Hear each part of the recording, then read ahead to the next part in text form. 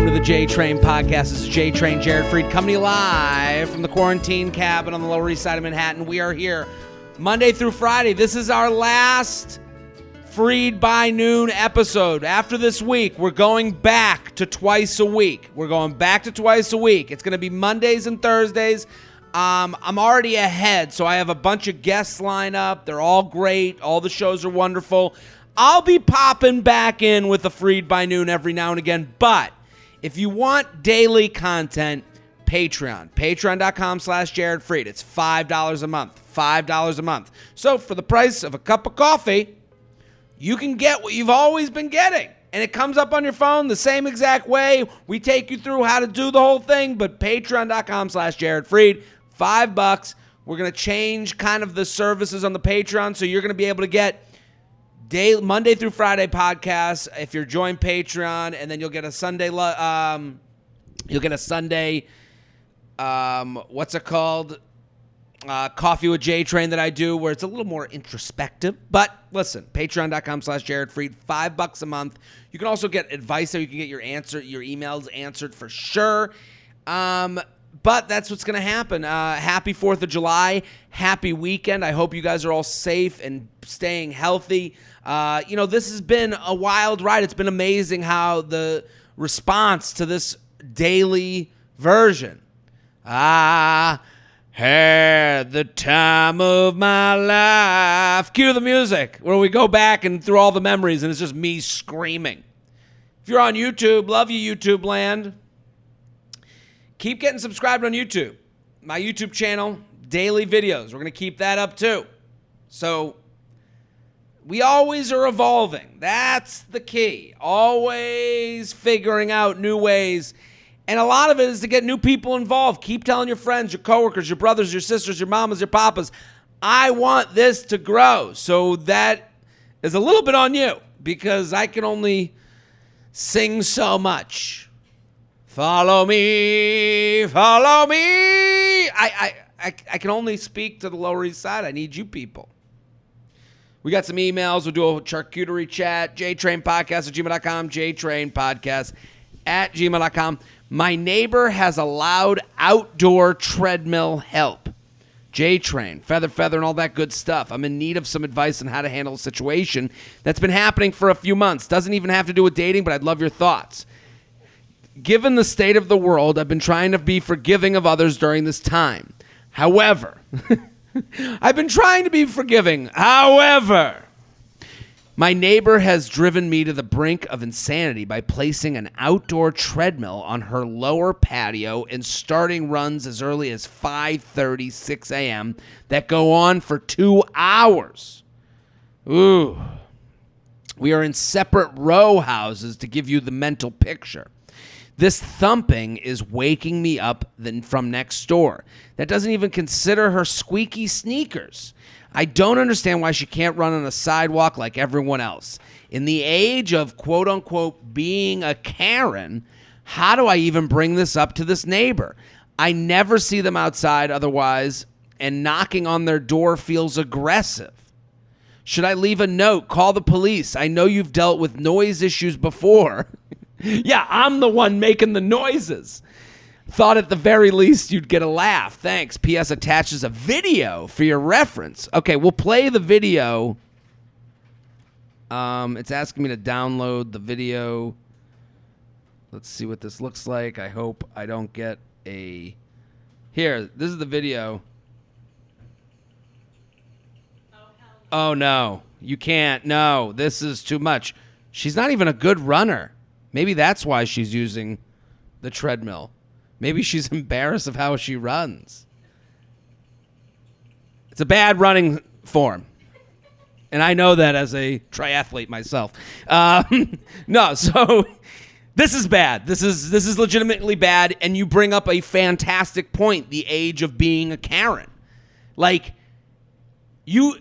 pendulums swing and they swing too far.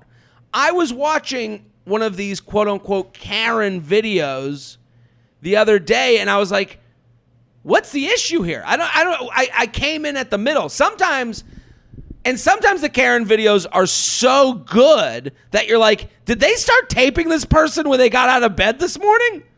Like, what? So I understand we're trying to get people to realize that there's consequences for being a piece of shit, but not every piece of shit smells the same. Like, there's two sides to every argument, and I understand that even saying there's two sides is like, you agree with the racist? No, I'm not saying that. I'm just saying that just because you tape someone doesn't mean you're right. If that's the case, we're going to all be like John Wayne. We're all going to be like in duels, just like, take out your camera. Like, I got you first. You're the Karen. Like, do you understand what I'm talking? So I think a note is actually a worse move. Notes are read in how you assume they're being written. So you leave too much up. You got to go hat in hand. You got to go knock on the door. I think knocking on the door and just explaining. Listen, if you knock on the door and they come up with a camera in your face, walk away. Walk away. Now it's time for police noise complaints. No. I'm saying, someone off in the distance said no to that.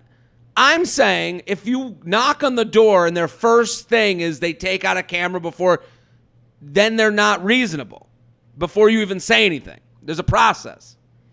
If you knock on the door, first I'd say, hey, if you haven't met them, hey, I'm your neighbor. And apologize. I'm sorry we never met. That's my fault. I think if you come in with apology first, like, hey, I should have introduced myself. This is crazy. Like, I think admitting we all need to take the loss somewhere. You can't bat 1,000. If you walk in saying I'm always right and get off your fucking treadmill in the morning, they become more, the fists go up. Maybe the camera goes up. What I'm saying is come in with an apology because that shows awareness. That shows you're thinking about everything. So you go in, you go, hey, I just want to let you know, I can't believe we've never met. I'm so-and-so. I'm your neighbor. What I'm going to say is I understand we all have our routines, but your treadmill that's out on the porch is very loud in the morning, and it's been waking me up. And I wanted to talk to you about it and just let you know because it's been going on for a couple weeks now, and I understand it's summertime. We all want an outdoor run. I understand you've made an investment in a treadmill, but I keep hearing it every morning, and I don't wake up at 5 a.m., and you run very early, which I wish I could do. Like, I would be a little bit envious and apologetic that you're even over there. I hate to be this person. That's a great line.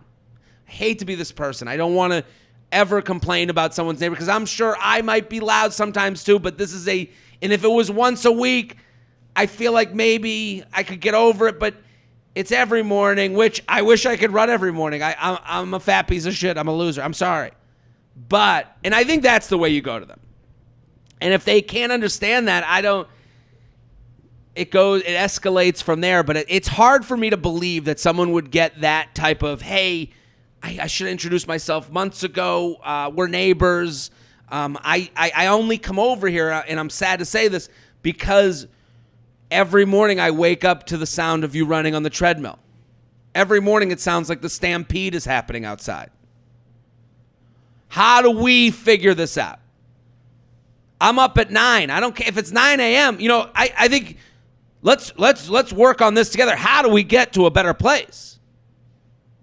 At that point, it's got to get better. jtrainpodcast@gmail.com. jtrainpodcast@gmail.com. Help. I keep rejecting guys, and they keep on coming back. I got that magic pussy. I really hope you open this email. I went on a date with this guy. Let's call him Ted back in November. Just wasn't the match, so I told him I wanted to be friends. Ted was cool with it, and since then, he's invited me to group hangouts a couple of times, but I've always been busy. Well, now a mutual has invited me to Ted's 4th of July barbecue, and I said I would go. So that afternoon, Ted adds me on Snapchat and suddenly texts my brother asking him how he is. Text my brother asking him how he is. I don't want to fuck Ted. How can I make it so clear to men I am not interested without being a total bitch? I don't feel like I should deprive myself of parties or group hangs because of him, but I always find myself in the situation. Help. So I understand where you're coming from. I get it. Here's Ted's mindset. You went on a date with Ted, so because you went on a date with him once, he feels, not rightfully so, you went on a date with him, so you are attracted to him in some way. That's Ted's brain. She went on a date with me, so she would fuck me. Because that's how he goes on dates. He goes on dates going, I'd fuck her. Yeah, let's go on the date. He doesn't go, yeah, she comes from a good family and has a lot of good friends and has a good job. I'll go. That's not how he goes on first dates. Do we understand this? So he's in first date brain of, yeah, I'd fuck her. He thinks you're thinking that way. So Ted, when you stay friends with him, he's owning this idea that you're attracted to him or have been in the past. So now that you're going to the party, you are considered an option. I'm not saying that's correct or fair. I'm just giving you the inside scoop on ego fucking crazy Ted. I'm just giving you that perspective. Go to the party. You're not going to fuck Ted. You're not going to fuck Ted. What you do, you said he adds you on Snapchat. Deny the ad. Deny it. You have to admit you're not friends. I know you said let's be friends, and then he invited you to things. He invited you to things because you said no to him, but stayed in contact, which means maybe you'll be casual with him because you were attracted to him because you went on one date. So my advice to you, deny on Snapchat. Don't get into the Snapchat thing because he's going to send you flirty things and it's going to come one way and you're never going to respond. But crazy ego fucking asshole Ted is going to think because he's sending them and you're receiving them and opening them that you're friendly. Don't even get in that world. You said he texted your brother asking how he is. You have your brother text him, I think my sister's going to come. She's really excited. And then he'll either get back to him being like, oh, cool. Actually, fuck that. I was going to say have your brother text him that you're seeing someone, but don't even do that. Just go. Go and have fun. And if Ted comes up to you and approaches you, hey, Ted, good to see you. I'm going to go get some burgers. Have fun. And talk to other guys. Talk to Ted. But don't, I don't think you have to live in his reality. I'm telling you what's going through Ted's mind, the reason that he might be Snapchatting you or trying to make it. Right now he's trying to, don't let him open avenues to flirty conversation. So that means no Snapchat, no Instagram, no Twitter. Get off the social media stuff. Show up, have fun, be with your friends, your mutual friend, hang out with them. If Ted comes up to you and just go, hey, good to see you. And then if he tries to ask you on a date, be like, hey, honestly, we tried. I'm not up for it. And you're not a bitch. You're not a bitch. Just because someone says you're a bitch doesn't mean you're a bitch. That's how they feel about how they were rejected. That's the same thing as the Karen conversation from the last email. Just because they tape you doesn't mean that you're automatically, canceled and sent to Cancel Island. JTrainPodcast@gmail.com. JTrainPodcast@gmail.com. Too busy on the ranch. J-Train, love your podcast. You've got fans in Wyoming. Yeehaw! I do too. I want to go to Wyoming. I've been to Jackson Hole. That's why I did the yeehaw, because the Jackson Hole mascot is a bucking cowboy. I listen every morning while I get ready for work. I've learned so much. This may be a new situation for you, as I haven't heard any calls about someone who works on a ranch in the mountains. I matched with a guy on Bumble almost 2 months ago. For reference, I'm 25, he's 27. He lives up on a ranch about an hour from town where I live. Up on the ranch. He lives about an hour north. He is a fly fishing guide during the summer season and does odd jobs around the ranch on the off season. We had been having a great time and had similar interests. I was keeping things casual, trying to feel him out, but 2 weeks ago on a date, he brought up if I was dating other people and that he likes me and he is only seeing me. I took this to mean we're on to the next stage of dating. I wouldn't take anything to mean anything, but I understand why. He also mentioned that he has not had a serious girlfriend in 5 years, still communicates with that girl every 6 months or so, but would tell her he was seeing someone else now if she messaged him. I brushed it off, but also felt reserved that he still could have feelings from his 5 years ago ex. I think if you're talking to someone 5 years later, just every 6 months, it's probably because he's alone in this fucking ranch. He's got no one else to talk. He doesn't meet a lot of women. All of the seasonal workers from around the country also just came back to the ranch for the summer, including women. Just a week ago, he started slowly talking less and less to me. Didn't hear from him for 2 days, and he hit me with the "let's take a break, I'm busy on the ranch" text. I responded, but then he didn't respond for 2.5 days. I get the feeling he is totally full of shit, and I'm not getting the full story, but that he was still trying to keep me an option by saying that part about taking a break. What gives? So here's his text. Oh my God, it's a long... Okay, let's read the text. Hey, sorry I've been non-existent since the season is starting. It's just been super busy. I do want to talk about what we have going on right now with everything about to start for the summer. It's hard for me to have any time for really anything else. At this time, I think it would be best if we just take a break and can be friends right now. I don't even have much time for me right now, and as the introvert, it's something I need for sure. See, this whole thing where people make introvert somehow their disability is bullshit. I'm with her. That's a bullshit text. Here's what he's trying to do.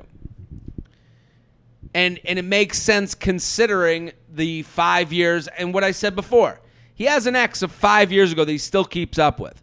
He obviously doesn't have a lot of options during certain parts of the year. So the parts of the year that he doesn't have a lot of options, he's texting with the ex from 5 years ago. That's why they get in touch every 6 months. I'm pretty sure it's probably during the winter months.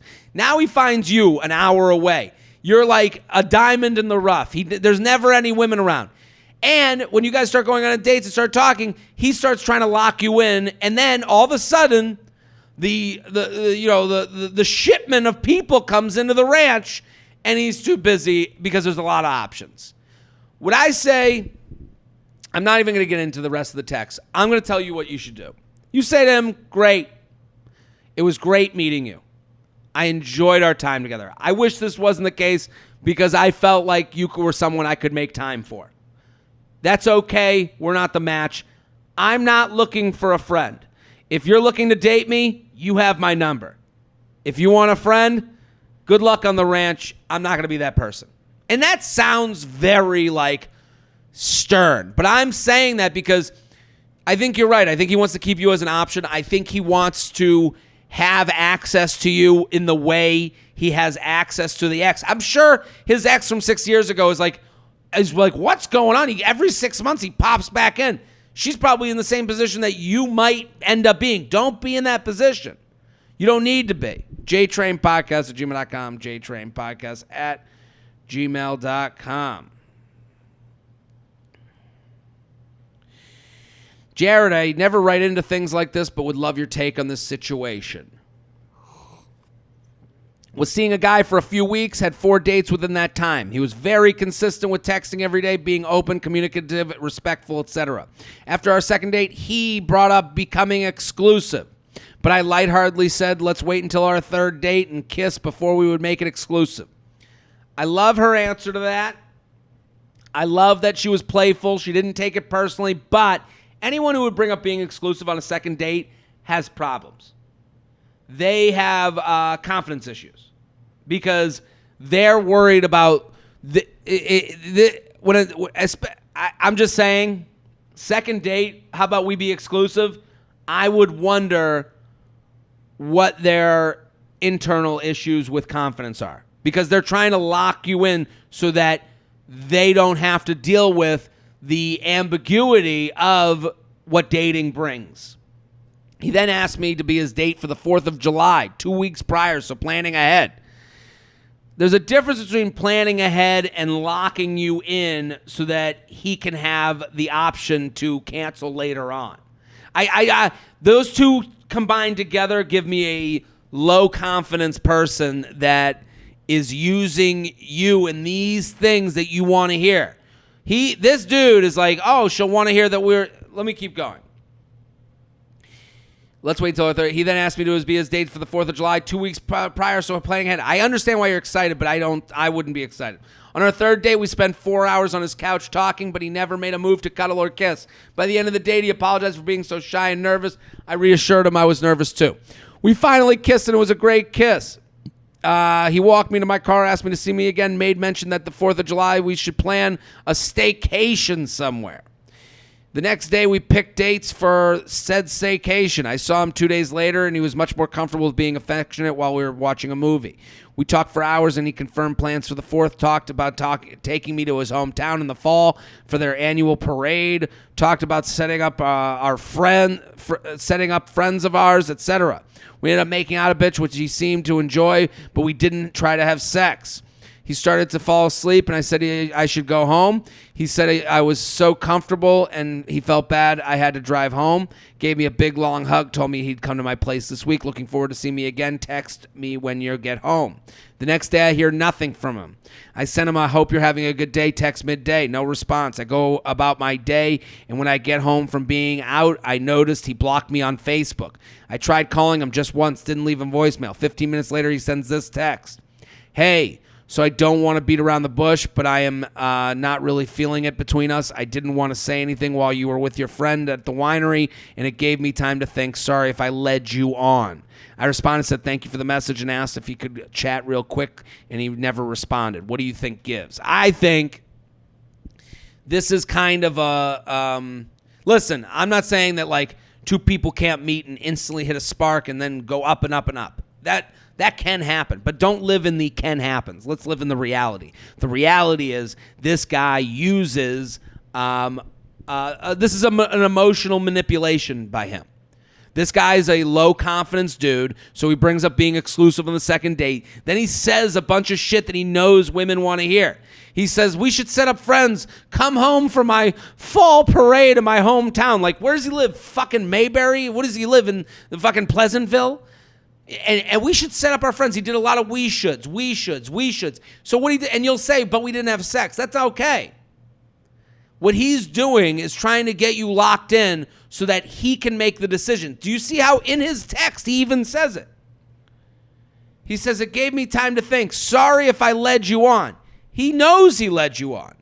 He knows that he uses serious things to convince people into liking him so that he can, because it's not as important to him.